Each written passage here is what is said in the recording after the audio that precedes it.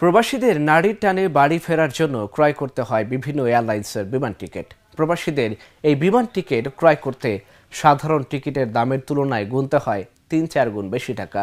এর মধ্যে অসহায় অসুস্থ প্রবাসী ও মৃত প্রবাসীর লাশ পাঠাতে আত্মীয় স্বজনদের পড়তে হয় বিপাকে। সুলভ মূল্যে বিমান টিকিটের নিশ্চয়তা নিয়ে মালয়েশিয়ার তামিং জায়ায় যাত্রা শুরু করলো নভেলি ট্যুরস অ্যান্ড ট্রাভেলস। বুধবার বালাকংয়ের তামিং জায়া পাশার মালামের পাশে এর উদ্বোধন করেন প্রতিষ্ঠানের কর্ণধার নাজমুল ইসলাম বাবুল ও সুজেলা বিনতে সুবুরি। এ সময় বিভিন্ন শ্রেণী পেশার প্রবাসী বাংলাদেশিরা উপস্থিত ছিলেন। ফিতা কেটে দোয়া ও ইফতারের মধ্য দিয়ে প্রতিষ্ঠানটির যাত্রা শুরু হয়। প্রতিষ্ঠানটির কর্ণধার নাজমুল ইসলাম বাবুল বলেন, বিমানের টিকিট কাটার পাশাপাশি দেশে স্বল্প খরচে মালামাল পাঠানো যাবে এই প্রতিষ্ঠান থেকে। প্রতিষ্ঠানের সূচনা হয় একজন জেলবন্দি প্রবাসীকে ফ্রি টিকিট দিয়ে।